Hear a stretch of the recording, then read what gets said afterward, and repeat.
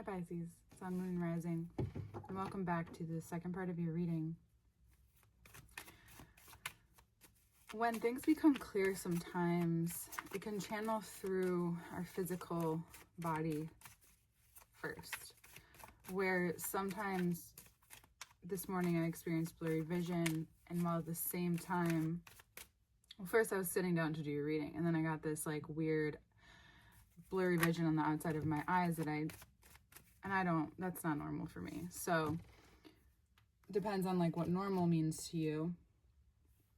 And what I would say is that if you're experiencing any abnormalities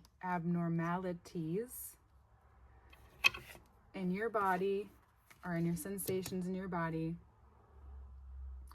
and I feel like I ought to go over this more often, but especially with you because you're such a feeler, whether you want to be or not. So this is something that's important for anyone, right? Especially empathetic, if you work with people very closely, is to recognize what's yours and what's not. And how do you do that? Well, you get into just a very grounded stance. You can make it a whole ritual, but the very simple steps that I was taught was to ask if it's mine. So if you could have a different baseline, right?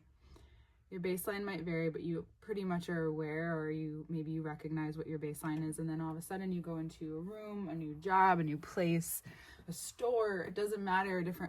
Your car after someone left. Like, you experience life differently when someone's energy comes in or enters or leaves a room, and if it's not cleared or cleansed or whatever, energy sticks to physical form, like furniture, even spaces. So starting to perhaps create ritual around recognizing what energy is yours and what is not, because what I learned from sitting with this reading, the biggest thing about especially the beginning over here, and now we have the clarification, is that you may be overly giving to the part of you that is stubborn because you don't want to be open-hearted, or you have a very strong boundary and you're doing your best to be kind about it, or you're doing your best to tread lightly.